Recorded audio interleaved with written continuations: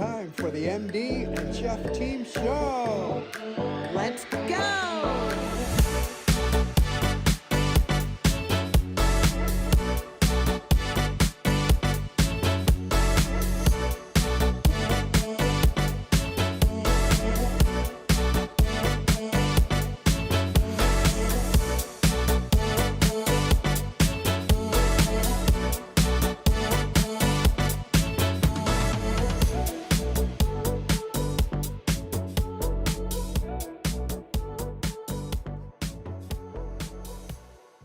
The content in this show is for informational purposes only.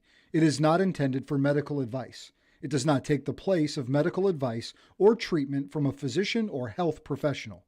Listeners and viewers should consult their own doctor or a qualified healthcare professional for specific health and wellness concerns and questions. And now, let's start the MD and Chef Team Show.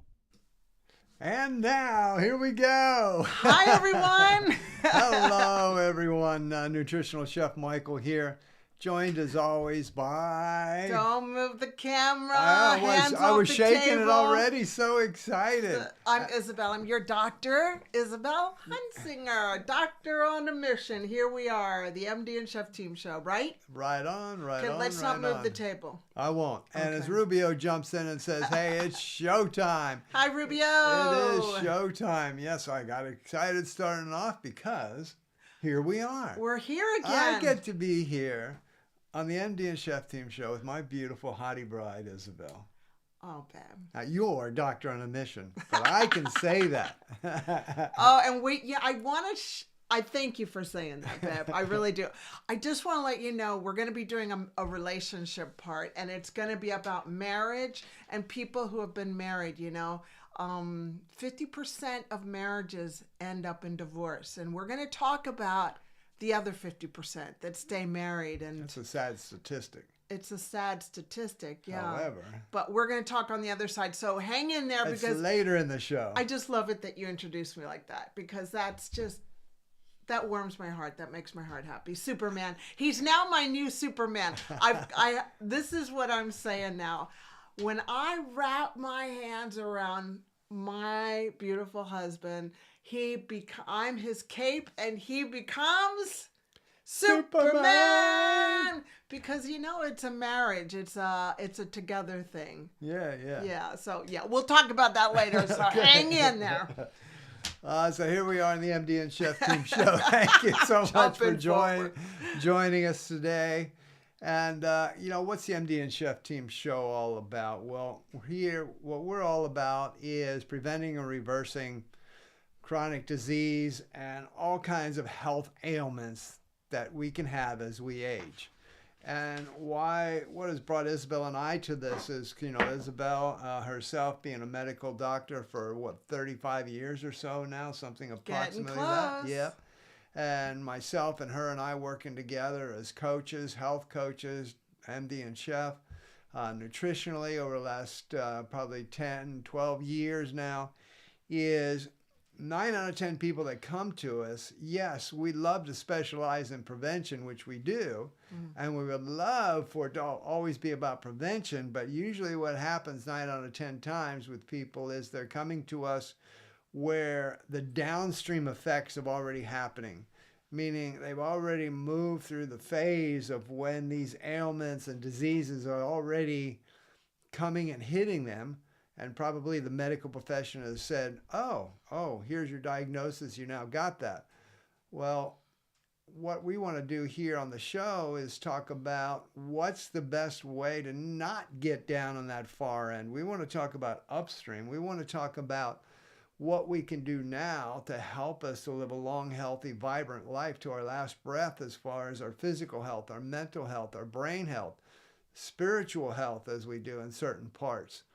And so that's what we're really all about because, we're all going to age chronologically, but are we going to age quickly or are we going to age slowly so that we have a lovely, fantastic last second half of our life and it's a long, happy, vibrant one and we're still doing all kinds of great things, enjoying life and having having love and life to our last breath. Because we can. 'Cause But we the can. work starts right now. If Now. you want. If you want. But if you don't want, that's okay. Yeah. We want. And so we're doing it together, and we're just having people come along for the ride. Because you know what?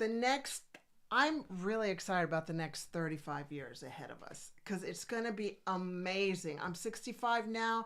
35 from now is 100. Like, I see 100 in good health until our last breath. And you know what? We can do that now with what we've learned. And so that's why I'm so excited, because it doesn't have to be like what we're seeing out there. Yes, sick. Sick. Because usually, Like, who wants to get old now? old sick. Oh, yeah, who Yeah. wants to do that? Because usually when, Isabel and I will say something about we're training to be 100, meaning training to be 100 years young and healthy and beyond, is, oh, I don't want to live to be 100. Why would you want to live to be that old? Oh, and that's... Which makes sense. But it comes... If they look at this paradigm, if they look at the way it is right now, right? Right, and Yeah. that comes from our paradigm of thinking in society. Is like, if you're 75 and beyond, you're probably decrepit and totally falling apart, so why would you want to live old? And we want to change that paradigm of thinking to know that, well, that's just getting started. I mean, we're just getting excited about life. I mean, let's go. Let's go. Let's go! And if our daughters do decide to have children, I kind of want to be that amazing grandmother that's running around the playground and having a good time. And if they decide to have children and I get grandchildren, great-grandchildren, holy moly, I got to stay in tip-top shape. So, yeah, to enjoy. Yeah, and so- plus I want to be able to enjoy you, to our last breath. And, yeah. I know. I want you there too. So come along for the ride. And as you say, doing the wild thing until our last breath. Oh, we'll talk about that in the G-rated marriage. show. Yeah, we'll talk about that in the marriage part. I have Okay. such a good story to tell you about some patients I met, but we'll talk about that yes. All right. And please keep in mind that all comments, suggestions are open today. So if you got anything in the chat, just hit us up with it. And we'd be looking forward to answer that. Here we it go. comes. Rubio's got a question to start us off here. How much does DNA play into a person's age expectancy? You want to go ahead on that one? Well, we all have a lifespan that we're going to be living. And if your parents died young, that doesn't mean that you have to die young.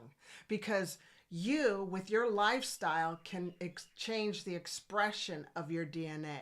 So, yeah, we're all given DNA, Rubio, but we don't have to express the disease. For instance, in my family, I'm Cuban, of Cuban descent. I got a lot of diabetes in my DNA, but I've chosen to not express it. I had pre-diabetes, but I learned how to stop that pre-diabetes from progressing to diabetes, heart attack, stroke. So you don't have to express your DNA. You can learn through lifestyle.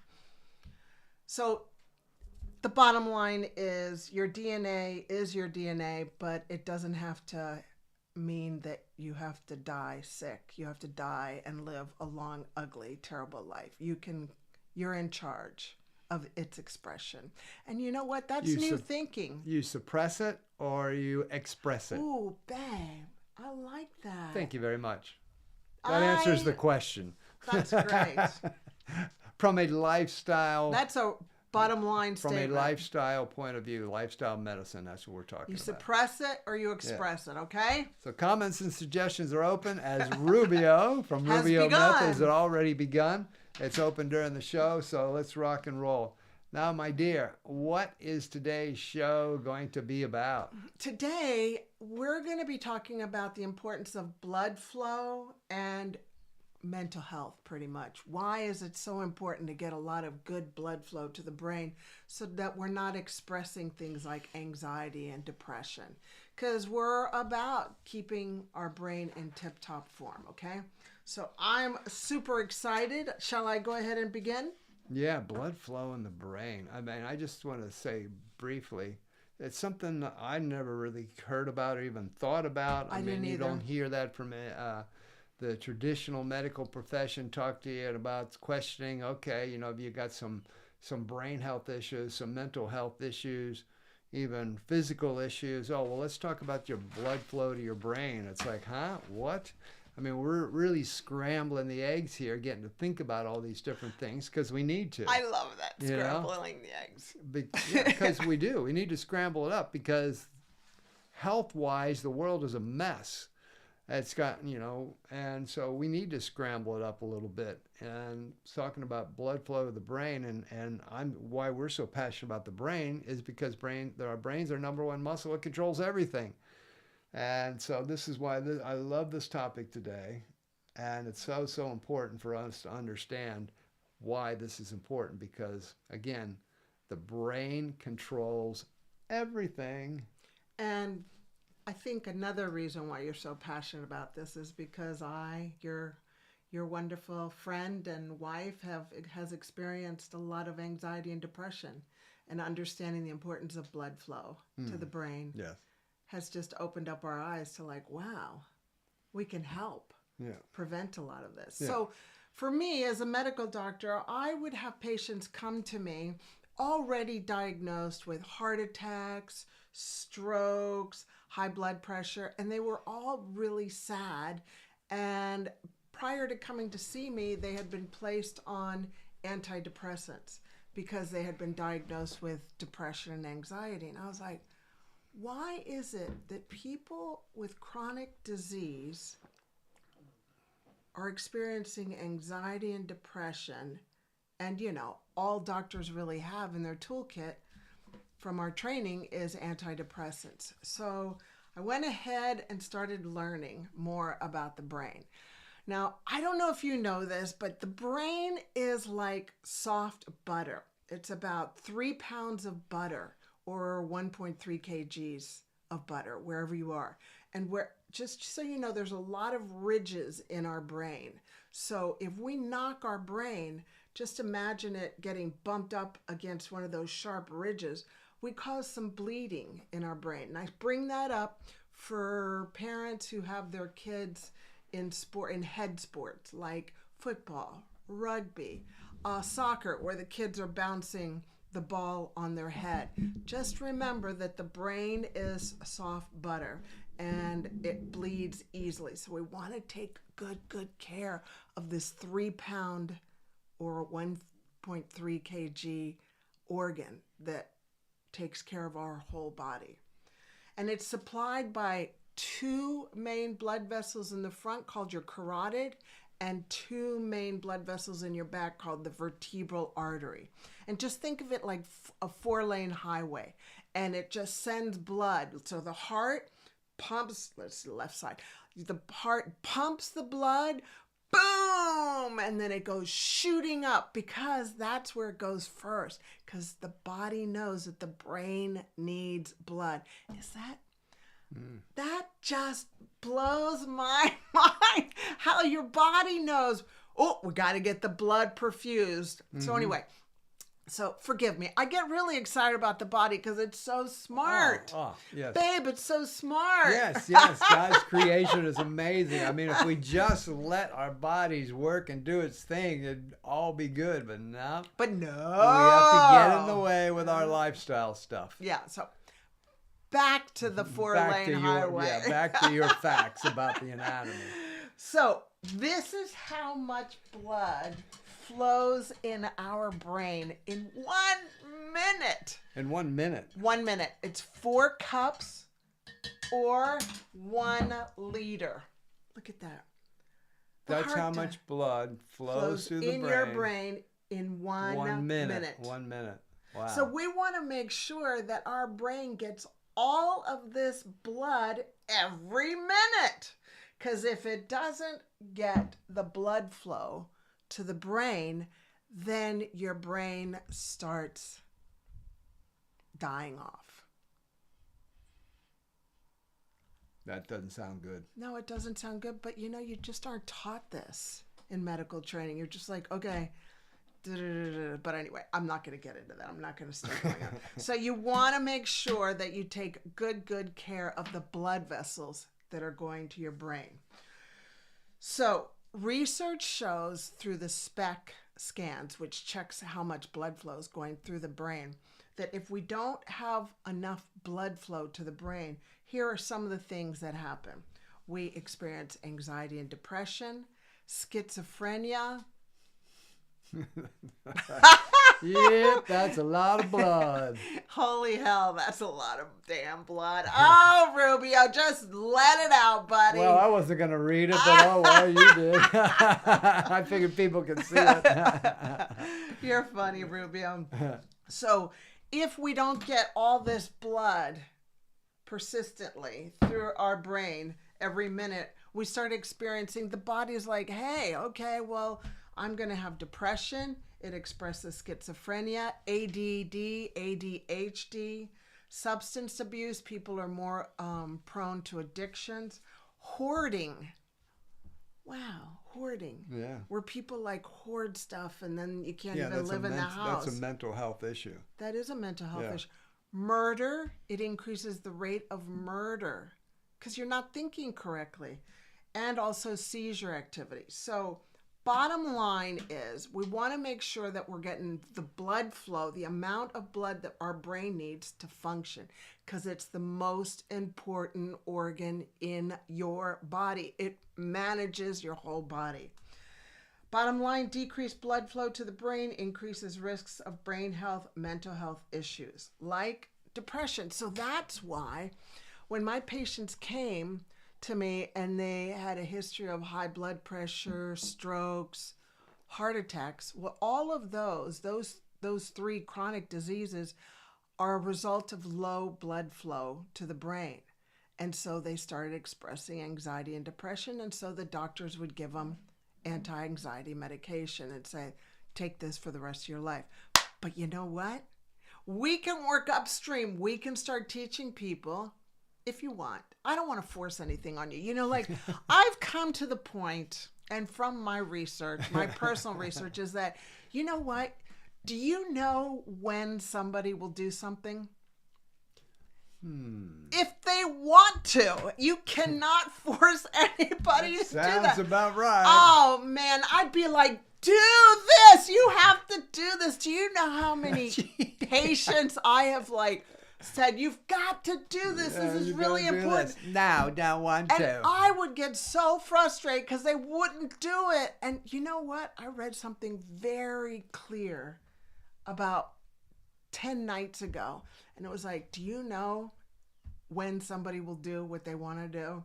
If they want to. I'm like, that is the answer. So I just say, if you want to not have heart attacks and depression and seizures and high blood pressure, then here's what you can start doing. This is working upstream.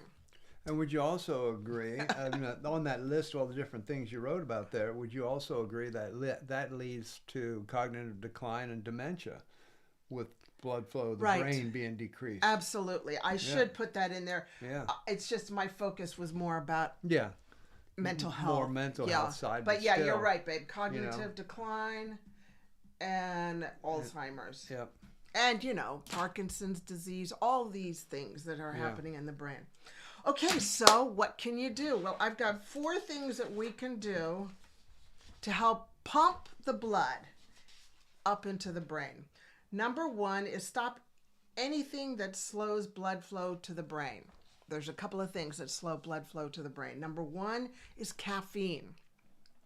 So here's. I know. I used to drink 5 cups of coffee a day, but not anymore. You're gonna hit a few topics in this section that'll be like, no. If you want, hey, this is if you want. Oh, if you want. Just know what your destination point is. Where do you want to go? These are suggestions. To keep all that blood flowing to your brain. If you don't follow the suggestions, there's a possibility that amount of blood flow to your brain per minute starts coming down, and coming down. And if the brain's not getting that blood flow, we got problems. Yeah. You don't work. So, don't have to. But just keep that in mind. You want all that blood flow in the brain every minute. So it's like, your choice. I'm a happy brain. I can function well. I'm functioning well. Oh, yeah, babe. Stop having so much fun, will you? Knock it off. Okay, so caffeine so this is a nice big blood vessel to your brain, okay? Caffeine constricts it so that it looks like this. So of course you're going to get less blood flow, right? Compared to this. That makes sense. So you want to be drinking no more than 2 cups of caffeine a day. So that means coffee, black tea, energy drinks. I mean, I don't even need to explain to you how poorly energy drinks are for your body. I do want to let you know that we're seeing 20-year-olds with heart attacks in the emergency room and in the urgent care unit because of the amount of caffeine and sugar in energy drinks. Okay? Just letting you know. Isn't that, and I know you've been recently saying to me that when you're getting people of all ages coming in and they're having heart palpitations and all these things like, heart problems. Heart palpitations. One of the first questions you as doctors are asking is, do you drink energy drinks, or how many energy drinks have you had today? And you're finding a lot of times that answer is, oh, I only had 3, Yeah. or I only had 1. I'm like, you shouldn't be on it, but even that's more your than that. I mean, choice. you're finding, ones will say, oh, I've had 3, 4, 5 today, or oh, I usually have a few a day, and then of course, And then I ask how much water, and they're like, oh, no. I don't drink water. Heck, no. I drink energy drinks. But we'll talk about water in just a few minutes. Still, that restriction or that blood flow from those types of products. Yeah. Yeah. So 2 cups of coffee, 2 cups of caffeine a day. The next thing is smoking. Nicotine constricts your blood vessels to your brain, okay? So that includes vaping, cigarettes, and even pot. Smoking decreases the blood flow. And that will lead to anxiety and depression. It increases stress levels. So nicotine is no good. It's so funny. People come in, I see them in the urgent care, and I go, do you smoke? And they're like, oh, no, I just vape. And I'm like, well, you're still a smoker. You're just doing it differently, and you're still getting chemicals into your lungs, nasty chemicals into your lungs, and that affects your brain too. So don't be fooled. You're still a smoker if you're vaping. So it's interesting to see people come off the vaping and they're thinking clearer, their anxiety, their stress levels improve, and their mood improves. So if you're a vapor or a smoker or a pot smoker, give it up and see how you do. Just give it up for like a month and see how you feel. Okay, the next thing is obesity. Now, I just want to say I'm not a fat shamer. I'm not a fat shamer, okay? I know the struggle of the obesity epidemic in the world. Trust me. I've been a frontline family practice doctor, GP doctor here in New Zealand, and I see the obesity epidemic with our beautiful children, our teenagers, our young adults, our elderly. It's so sad. So what I'm about to share is not fat shaming, but being obese is not healthy. That's just the bottom line. And there's a lot of ways that we can take control of this. I mean, it's facts. It's medical, just the facts. Scientific facts. Yeah. And about what you're about to read is medical scientific fact. Yeah. So you can take it however you want. You can say, oh, well, I don't care. That's your choice. But just we want to make sure you know the medical scientific facts about obesity and being overweight. Yeah, this is not an opinion of mine. This is the facts. So Dr. Daniel Amen, who is a psychiatrist in California, well known around the world, quotes from the research that the wider your waist is, the smaller your brain is. The wider your waist, the smaller your brain. And he says that should encourage people to take control of their number one asset, their health. I agree with him. So if you want to increase blood flow to the brain, get on a program, make a decision to get rid of the weight. My brother who was 70 pounds overweight, I'm so proud of him. Now he did it the slow, steady way. In 7 years, he's lost 70 pounds, which is about 30 kgs. And he feels great. He's 72 and he's bouncing around the gardens, and he's like, wow, I picked up 70 pounds the other day and I can't believe I was carrying that around. It's a lot of work to carry all that extra weight. When you understand the anatomy of your body, I mean, if this is your normal, what your blood flow would be and your veins would be, when you're carrying that extra weight, it's actually compressing down on your body organs and the blood flow in your veins and everything. It's actually putting pressure on it. And over time, it's shrinking everything. It's bad for your internal organs. It's bad for your blood flow in your brain, because it's just natural anatomy. When that's happening, you're compressing things down. That extra weight is doing that to your body. And over time, this doesn't happen in a week, but over time, it'll start to shrink those vessels and start to bring them down to this level, so you're not getting the flow anymore and damaging your internal organs and your blood flow. And it's so hard for the heart to pump blood through fat because of the compression factor. Mm-hmm. It's kind of like pumping blood through cement. Yeah. Okay? So just keep that in mind. I mean, that's just... But, honey, science. You and I both know obesity is it's a hard issue. Yeah, well, it took me years. Because of the food industry, the pharmaceutical industry. I mean, Yeah. It's huge. Yeah, it took you a while. It took me years to work off whatever amount I took off. I don't even know because I didn't keep track of it. But you kept the weight off. Probably, I don't know, like probably about the same as your brother. Maybe not quite as much, but at least 20 kgs, 40 pounds worth had to come off in my 50s. So, yeah, that's what needed to be done. Okay, the next thing that you can do to help to slow down, the next thing you can do is excessive alcohol. Get rid of the excessive alcohol. Limit it to 4 drinks a week. And just so you know, 1 bottle of wine has 7 standard drinks. Did I say that right? 7 standard drinks, yeah. Every time I'm like, it's just 7 drinks, but it's 7 standard drinks. Because some people say, no, doctor, you got it all wrong. There's 2 glasses of wine in a bottle of wine. Yeah, big glasses. Yeah, okay. So 4 standard drinks a week is acceptable. Right. Beyond that, when you start to go over that, it's what Isabel's talking about is now you're starting to shrink those blood vessels and shrink that blood flow to the brain.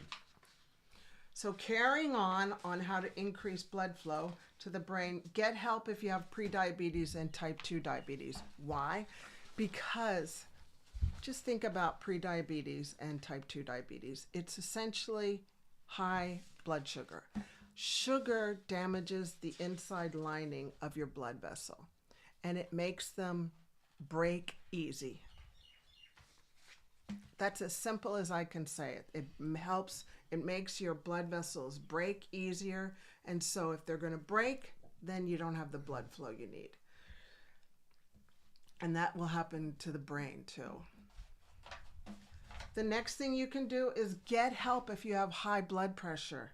High blood pressure decreases blood flow to the brain, where this is what your blood flow should look like to your brain. High blood pressure decreases the blood flow. Wow, it's really gotten small. I know, but we'll go through what normal blood pressure readings should be in the next on maintaining a healthy blood pressure. But, I mean, could you imagine just imagine your heart trying to pump through this versus this. Which one's going to get more blood? Exactly, this one. And which one's going to wear your heart out quicker? Because this one will make you have a heart attack. Yeah, because it's just... Because keep in mind, when your heart is pumping blood, it's pumping blood, to your heart first, but it's also pumping blood to the heart muscle. there's blood vessels, coronary arteries that feed the heart. And if your heart isn't getting fed with this kind of a blood vessel, but it's getting fed with this kind of a blood vessel, then the heart isn't getting enough oxygen, enough blood. And what happens? It has a heart attack. That's what a heart attack is not enough blood to the heart. So that part of the heart dies. Yeah, the word heart attack, it should almost be changed to the word like heart failure. Well, that's another thing where the heart's not pumping strong. Well, heart attacks can lead to heart failure. Heart failure. Yeah. Yeah. It's kind of like not having enough water in your car. Mm. It doesn't run, right? Yeah. I mean, you can have a little bit and the warning light comes on, which is the heart attack, where there's a warning light there. But if you ignore the warning light, failure. Yeah. Okay. The next thing is, so just before we go on to the next thing, is, so if you're not getting enough blood flow to the heart, you'll have a heart attack. If you're not getting enough blood flow to the brain, you have a stroke. Mm-hmm. That's the difference. Yeah, and then you start showing signs of a stroke, like slurred speech, weakness in one side. Okay? Mm-hmm. All right. Also, if you have sleep apnea is where you're snoring. And if you're snoring, that means there's not enough oxygen going to the brain, and you have memory loss, you're not feeling rested in the morning, you have daytime sleepiness. So you can Google sleep apnea test and take the test and see if you've got sleep apnea signs. And if you do, then get a sleep study. And that will help you get more oxygen to your brain so you don't have the chronic disease of a stroke or cognitive decline. Okay, so that's one way. That's one subset or that's something one like that. way. So now we just saw stop anything that slows down the blood flow to the brain, okay? Which is decreasing your caffeine, stopping smoking, improve obesity, excessive alcohol, and a non-active life. You want to be exercising. Get help if you've got prediabetes or type 2 diabetes. Get help if you have high blood pressure. And get a sleep study if you're showing signs from Googling sleep apnea test for sleep apnea, okay? So that's just one block. Now, another way to increase blood flow is maintain a healthy blood pressure. I love this because my patients come and see me in the urgent care and they're like, oh, no, my blood pressure is fine. Okay, so there's 3 stages of blood flow to the brain. Optimal is this. So your top number, this is your systolic number, needs to be 90 to 120. And your bottom number is 60 to 80. That's optimal. You might want to screenshot that or write it down. That's what you want for the rest of your life, okay? Stage 2 is this. Your systolic shows 130 to 139, and your diastolic 80 to 89. And then stage 2 and above is you have high blood pressure. If you're systolic, the top number is greater than 140, and your diastolic is greater than 90. Why is this important? Because most people are here, and they're being told that their blood pressure is fine. When actually, in functional medicine, optimal is this number. Okay? So if the tricky part about high blood pressure is you feel fine. You might have some headaches when it starts getting out of control, but usually people feel fine, and then people go, nah, I don't need any medication because I feel great. I'm like, oh my gosh, it's a silent killer. High blood pressure is a silent killer. It leads to stroke, heart attack, anxiety, and depression. So make sure you keep your blood pressure in tip-top form. And some of the things you can do is drink water. You need to drink a lot of clean water a day, not energy drinks, not coffee. How many patients have we worked with that say, oh yeah, I drink? And we're like, what? I don't know of any patient that's come to us There may be one, maybe two, but I don't really remember any that's come to us when we get into the hydration part and we get into the details of what their daily hydration is, that they're properly hydrated. Yeah. Most people just think they are, but they're not even close. Not even close. And so it's a really, really important thing we need to look into. And it's so easy if you just focus on it. The next thing to keep a healthy blood pressure is eat green leafy vegetables. The next is eat foods with magnesium like avocados, nuts, and seeds, because magnesium is important for the contraction of your blood vessels so that it pumps. It helps pump the blood vessels up, because your blood vessels are so amazing. They got valves in them, and the magnesium helps pump up the valve closes, then magnesium helps pump the blood, the valve closes. Mind-blowing. I love our bodies. And all of this is going on every day, without you thinking about it. Thinking about it. That's why it's so important to have the brain working properly, so the brain can just do its thing, which controls it all. The next thing is make sure you're sleeping 7 to 9 hours a night.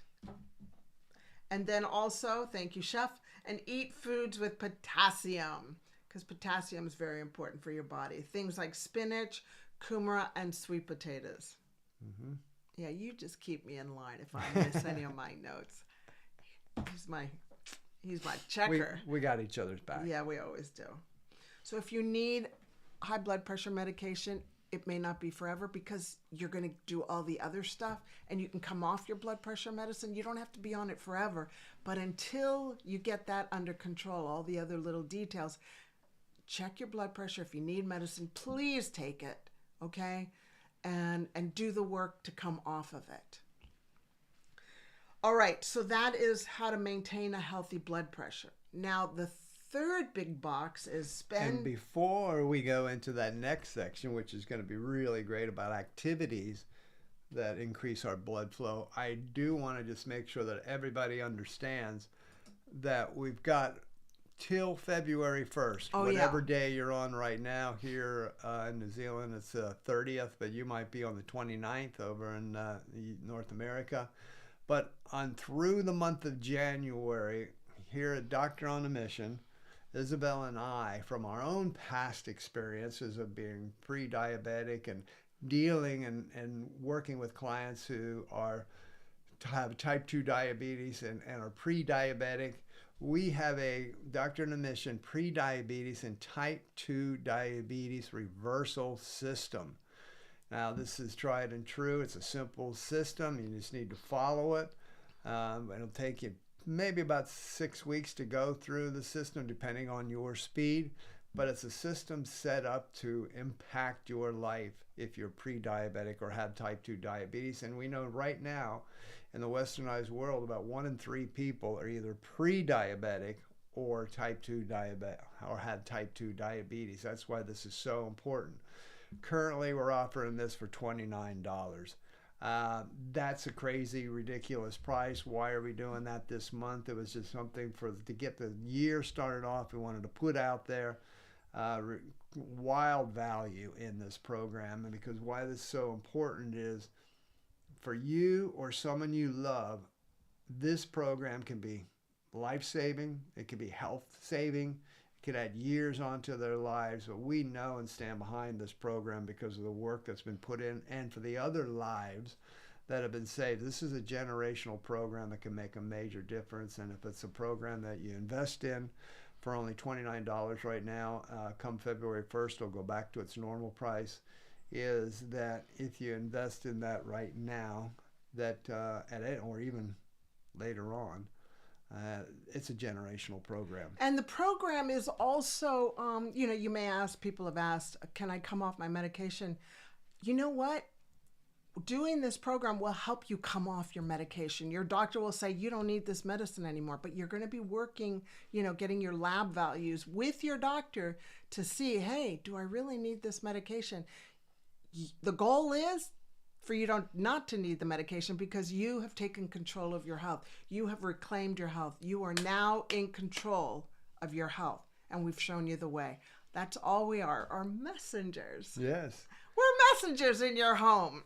So if you or someone you know is pre-diabetic or has type 2 diabetes, you just go to drandthemission.com/services.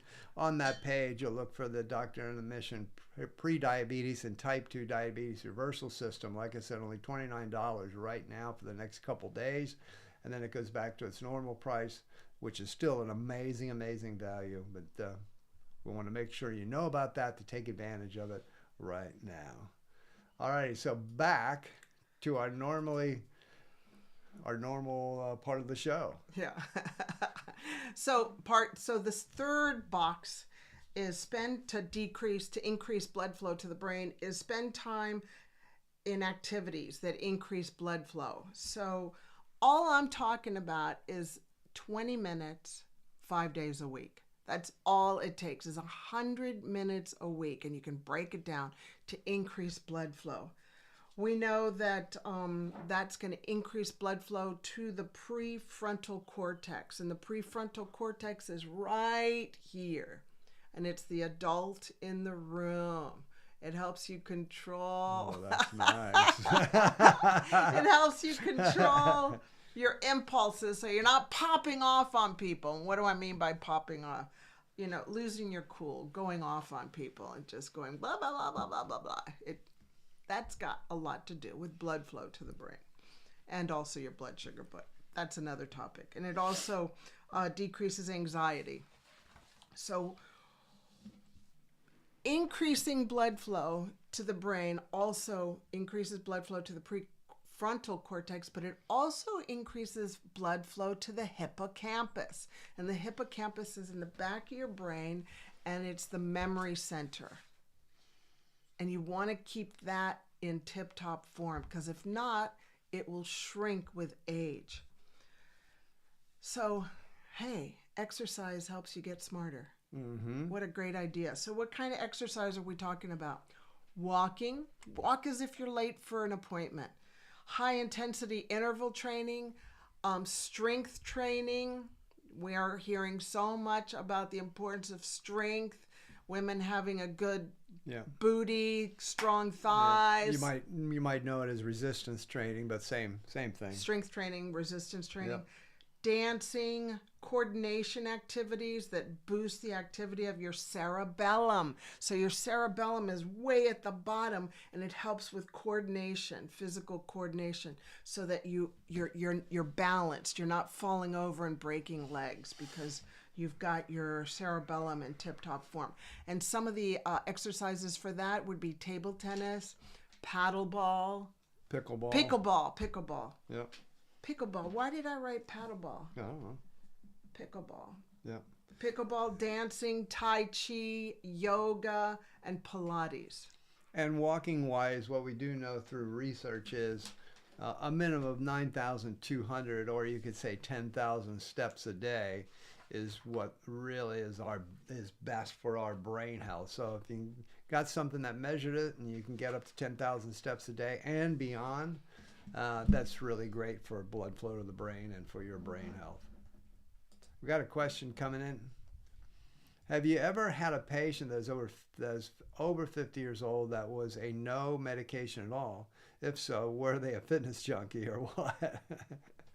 I have a lot of patients that I see that aren't on any medication, and they're doing pretty good. Yeah, and they're in tip-top form. They've got the goal. Excuse me. Yeah, us. You forgot two sitting right here. Yeah, right. Oh, whoops. Oh, yeah, us. 65 and 67. Yeah. We're not on any medication. But, we're not really fitness junkies. And it's just lifestyle focus. Yeah, it's the things we've been talking about, lifestyle focus. No, we're not fitness junkies or anything like that. But, yeah. I mean... Have I been on things in my past? Yeah, I was back in the day when I had poor health, because that's what the traditional doctors have in their toolkit. Here you go, take these. So speaking of the last thing that you can do to increase blood flow to the brain, and then I'm wrapping this up, is supplements.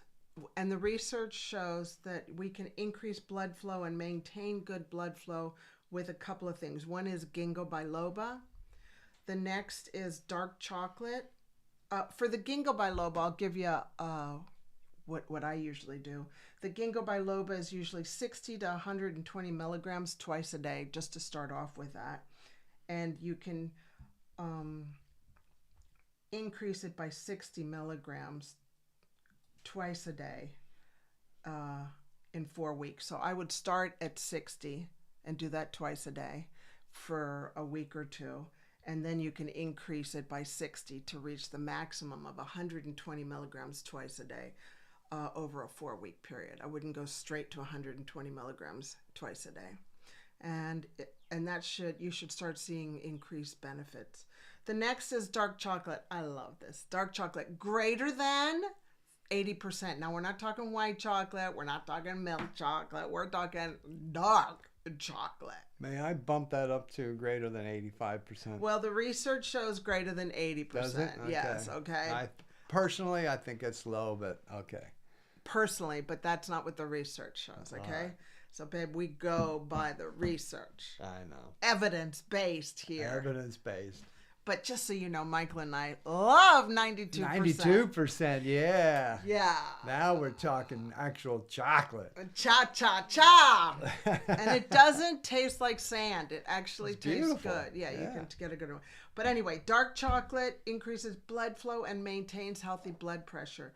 And just 1 or 2 squares of dark chocolate per day. Yeah, not the whole bar. One or two squares per day. So, I mean, is that cool? Yeah, or there's what? your treat. There's your beautiful treat. I can't eat anything. We'll have a couple squares of dark chocolate every day. And it's medicine. It's like healthy medicine. The next is omega-3 fatty acids. Those are really good for your brain health. It improves blood flow and memory and mood. You want to make sure that there's 2 components to your omega-3. You want the EPA and the DHA part. And that's 1,400 to 2,000 milligrams per day. Make sure you eat it with a fatty food. And if you're on a medication, just so you know, if this is a disclaimer, if you're on a medication that is a blood thinner, like for instance warfarin, a lot of people don't use warfarin anymore because we've got other ones. Just know that it can affect your INR, so it can make you bleed faster and longer. So talk to your doctor about if it's okay to be on omega-3. And then the last supplement to improve blood flow is resveratrol. And that increases blood flow and it helps your mitochondria. And your mitochondria help you create energy in your body. And the daily dose is about 75 milligrams per day. So here's the big take home. Just 2 things to take home today, okay? Take home number 1 is just try small steps. Like, for instance, only drink 2 cups of caffeine per day. Or 2 hits of caffeine per day. Yeah, or 2 hits of caffeine per day. Yeah. And then the next big take home is get your blood pressure checked and make sure. Just show them the optimal, yeah. This is what you want, optimal. And if you're not there, we've talked about how you can get there. Naturally. Yes. Okay. So we've talked about a lot of things, but you just gave them a couple basic ones there just to get started. Yeah, I gave you 4 big blocks on how to improve blood flow. And now I'm just giving you 2 take-homes for you to implement. Right. If you want. Yeah. I hope you want. Or you can go back and go through all 4 blocks and write them down, take notes and say, okay, let's see how many I can implement this week. And then build that foundation and go from there. But you gave them a couple nice ones to get started on. Yeah. I think getting that blood pressure checked is really, really important. Yeah. Now we've got another one from Rubio. Even though you guys are not currently in America, but we are, our hearts are in America right now. What are your thoughts on RFK Jr. possibly being the next Secretary of Health and Human Services? People either seem to love him or hate him. Can I answer that, or do you want to answer that first? How did I know that Mr. Rubio from the Rubio Method might be firing a question like that this way? Well, we can both. I mean, we have differences of opinions at times. Go for it. You but, go for it. I would hon. say we're probably both in the same one here. Yep, go for it. From what I've seen and what he wants to do, I'm not quite sure how anybody could be against make America healthy again. We need that in every country of the world. We're no different here living in New Zealand. We're living in a country where people are unwell too. I mean, the healthcare system is overwhelmed. We see it from the inside. We see it from our distance, no matter what country of the world you're in. And I know you're talking about America, but I can only see it being something fantastic and great because we need somebody to shake up what's been going on. I mean, obviously, we are in a sinking ship of health around the world. And so we just can't keep keeping on the way it's been. We need people who are disruptors and shaker-uppers. We need that here in New Zealand. We need that in every country in this healthcare area and health area. People who want to say, no, this hasn't been working. We need changes to happen in healthcare. So I only see it as a good thing. That's my thoughts on it. Oh yeah, and I do too. I support him and the work that he's doing, and him being a lawyer, and he'll be able to train other lawyers to bring this out into America. What I see is that Bobby's going to be able to, it's going to be the Bobby effect in the world, because he's going to make America not only wake up, but he's also going to he's going to help New Zealand wake up, Australia, the world, because it's not just America, it is the world. And I pray for him and his family, and I hope he gets put in because he is important for us. I know that him and Trump don't approve of global climate, and that he's there. Trump has hired him to make America healthy again. That's his only objective right now. And I see that as affecting the rest of the world.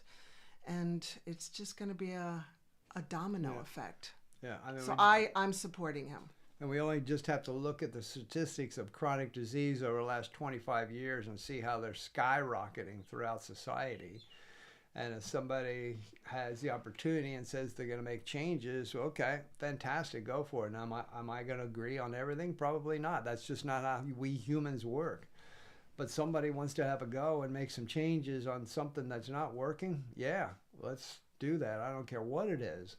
If it's not working and we need to make some changes, then yeah, let's go for it. And, don't know whether I'll agree or not, but I'm all up for making changes when things are not working well. And healthcare and health of society is sinking very quickly.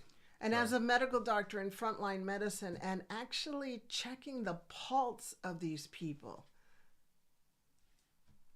and their sadness of how sick they are, they're so hopeless and they feel so helpless and they don't want to be on these medications, but we haven't offered them anything else because we as medical doctors have only been trained the medication part of it. So that's why I'm so excited about the next 35 years. Yeah. Because that's what we're doing. Because the changes are coming. Yeah. Okay, gosh, Thanks the for next the question, part. Rubio. Yeah, Rubio, thank you. Let's get into our relationship chat. Today's relationship chat. What do you got for today? Because marriage. I know you're leading us off. Yes, in this one. I am. I'm taking us off. Marriage. 50% of marriages end in divorce. Isn't that sad? I know my family ended in divorce, but it was a good thing because Daddy was a hot basket mess and he was not good for us. So I'm glad Mommy got away from him. Took control, because it was an abusive family relationship. And we're still recovering from it. Yeah, everybody's mentally still recovering. We're still, me included, but I'm getting there. Okay, so 50% of the people, marriages end in divorce. The other 50% that survive marriages aren't really healthy marriages. You got to look at it. People have told me I always ask, how many years have you been married? And they'll say, oh, 20, 30, 40. But you know what? When you start listening to their talk, like, hey, when's your anniversary? Or how long have you been married? They'll go, oh, too long. Well, that makes me realize this marriage isn't that great. So I don't automatically go, wow, if somebody's been married for 40 to 50 or 60 years, because is it a good marriage?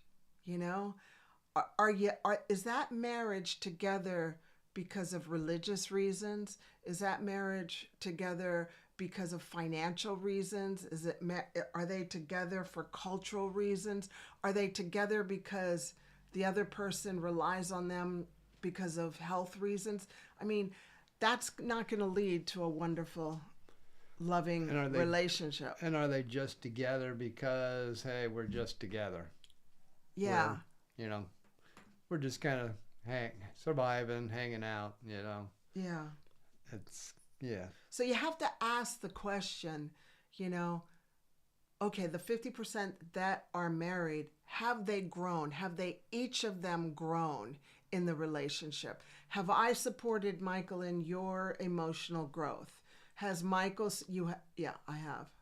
Mm-hmm. I have. Yeah, absolutely. And you've supported me in my emotional growth because, it's been bumpy, but we're getting there. Is the couple growing together?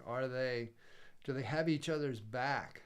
Are they moving through life and growing and happy, and not just daily, but just, are they really kind of in love and moving forward, and things are coming together for them, and becoming the best as individuals and as a couple? Is that couple, because I look at it, when we got married and we came together about 45 years ago almost now, when we came together and moved through life, where we are today is so much better and beyond where we were in 5 years, 10, 15, 20, 25, 30, 35, 40. I mean, it's actually every step of the way has gotten better.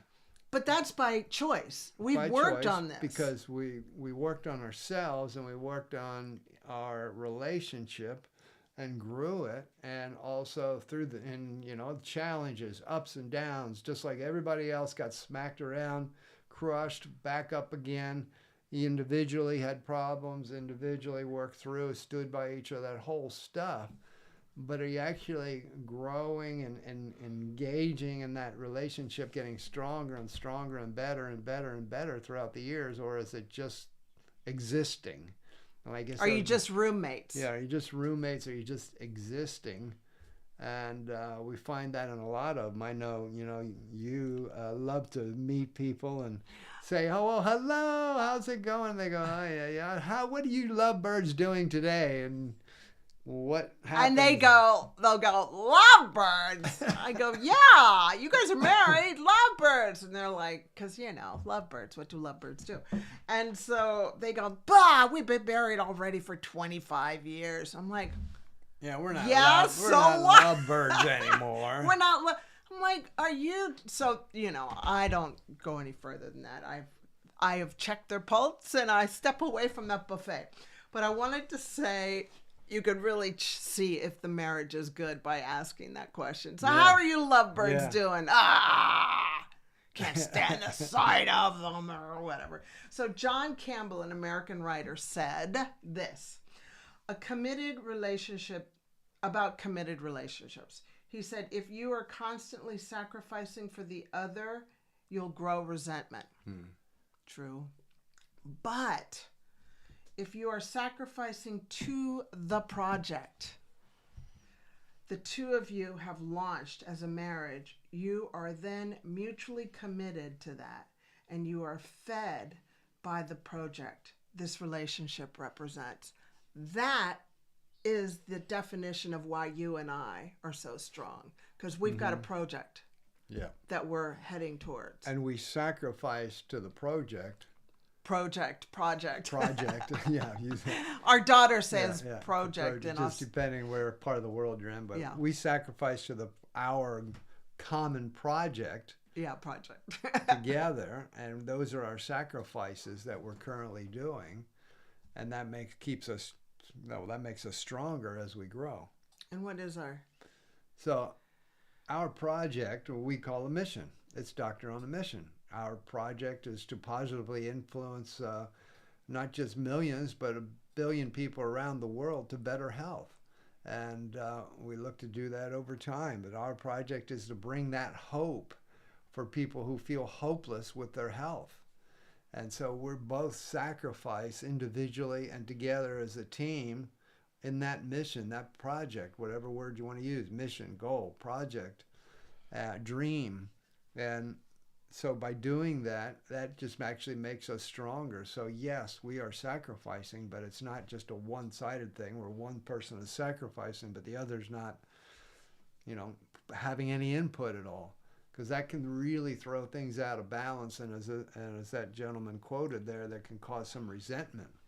That somebody's always, doing all the sacrificing and the other person's just cruising along. Yeah. So yes. Well said. We are committed to our mission, our project. And I would add to the project is that the first level is God. Like it's Michael, me, and God. We are a 3-vessel cord, and you cannot break a 3-vessel cord. It's impossible to break a 3-vessel cord. And that makes me feel strong, And then it's focus on our marriage, our family, our girls, our kids, our daughters, really. They're grown adults now, our girls. Kids, yeah. And then the mission, So it's not like mission is first. It's always God, Michael and I, our marriage, our family, and then the mission. And that's the order that we do it. Yeah. And that's the project. And that's our commitment until the end. Yeah. Which is, that makes me feel like we're moving forward towards something, Like we're a united front. Mm-hmm. I'm a united front with my beautiful husband. Yeah. My Superman. So that's marriage, and the other 50% that don't get divorced, a lot of them are struggling, and I just encourage them to have a project. Yeah. For something together, that you're doing, that you're heading towards together. Yeah. Because that'll really strengthen your relationship. Yeah. Whatever that may be. It doesn't have to be big. It could just be something simple, but something you're both working toward together to, align yourselves and where you're both actually sacrificing into something, which is pretty cool. So let us know what your projects are. Yeah. I'd love to hear. What's your project? What's your mission? What's your goal? What's your dream? What is you as a team in your relationship having to sacrifice and move forward on? Yeah. Well, I want to leave you with just a few final thoughts, a little bit of inspiration for you on the way out. And today I want to briefly talk about what's called the power of believing. And this is really where you just take control of your thoughts into, I'm going to have the power of the mind to believe in something. Again, ours is about our project, our mission. But believing, you can have a success consciousness where when I believe, and I'm just kind of digging in, I'm believing, I'm going to stay in there in success consciousness. An example of that would be Henry Ford. We know of him, the Ford Motor Company, and, him designing, one of the first designers of automobiles. And back in the day when he went to his engineers and he wanted to create a certain, the Model T, I believe it was. I have it in my notes, but you can correct me if I'm wrong. But he wanted to create that certain car, and he said to his engineers, here's what I want it to done. And all his engineers said, hey, no, that's impossible. And he said, no, it's not. I don't believe in impossible. It's possible. Let's do it. Let's get it done. And so they did go to work, and after a year, they had come back to him and said, it's impossible. We can't do it. He sent them out again and said, yes, it is. It can be done. And bottom line is, it was done. Mm-hmm. And because he just dug in and he said, I believe it can be done. He had that success consciousness that it was going to be done, even though right now it looked impossible. It hung in there and hung in there because he knew in his mind, this is possible. I know it is possible. And that's a great example of success consciousness. Because on the flip side, we can also have failure consciousness, where when things come up, we, on our consciousness, we automatically feel failure, like, it's not going to happen. Probably not going to happen. Maybe even just the slight little bit of something, that an obstacle that comes up. We go, okay, yeah, I'm going to go do this. And then boom, the first obstacle. Yeah, okay, well, I figured that probably wasn't going to work. Oh, well, we're done. That's failure consciousness. And so the power of believing, I want you to just think about, with your thought processes, having that process of consciousness, success consciousness of believing and believing what you want to achieve, believing where you want to go. Wake up each morning with some of these types of thoughts. And if you're a person that prays in the morning, meditates, whatever you may do, but these are the types of thoughts of consciousness, success consciousness you want to surround yourself with. I believe I am going to get closer to my goal today. And then you do what you can do without beating yourself up if you don't get further that day. Gosh, that's so important. If you don't get further that day, then okay, I did what I could do today, but I'll get a good night's sleep and I'll reset. Like in the Bible, it says, having done all, stand. Like, yes. I've done my part today, now I'm going to bed. Because, it doesn't work that way. Some days you might fall backwards from where you were going towards your goal. But that success consciousness and believing that I'm going to get there. I mean, I can't imagine how difficult it must have been for Henry Ford and a year of his engineers not coming up with this. That's a long time. And it was after that until they finally had a breakthrough. I mean, that's a while just to hang out and be like, okay, it's been 360 days now of the year, and I've still no, guys, this is done. I know it can happen. I know it can happen. I know it can happen. I mean, that's hard.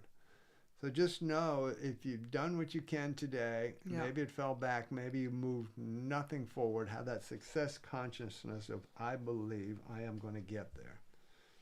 And don't allow that obstacle that came up today to just send you, into failure. Little steps each day and believe, and have that power of believing daily, and just have that type of focus, and just see how that impacts your life. See how that thought process may change the way here you are in 2025, may change the way your year goes. If you are someone who's set up some goals and some different things that you want to achieve this year, or if you haven't set some up, but start thinking about believing and applying that success consciousness toward that. And if you want to read more about that in detail in Napoleon Hill's book, Think and Grow Rich, he has a whole chapter on success consciousness and failure consciousness. I would highly suggest picking up that book because it's all about thinking your way to abundance and wealth in all areas of your life. When I say wealth, I don't just mean money. I mean in all areas of your life. And one of the areas that we love to talk about wealth is in health.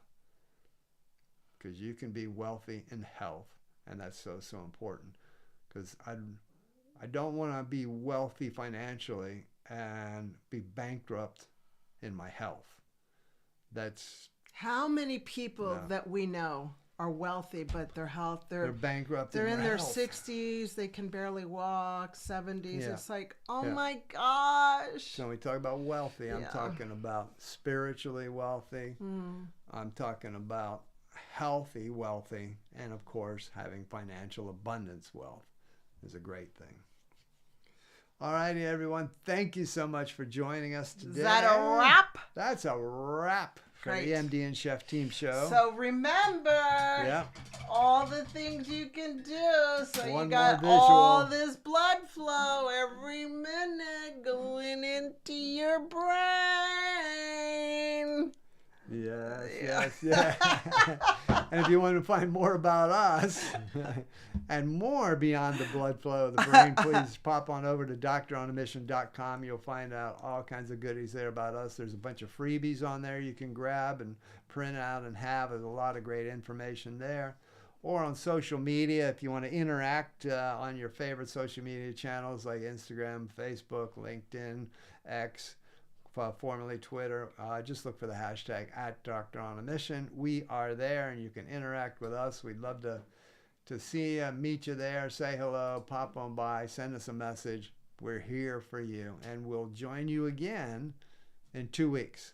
Same time, same bat channel. For those who have an age to understand what same bat channel means. All righty.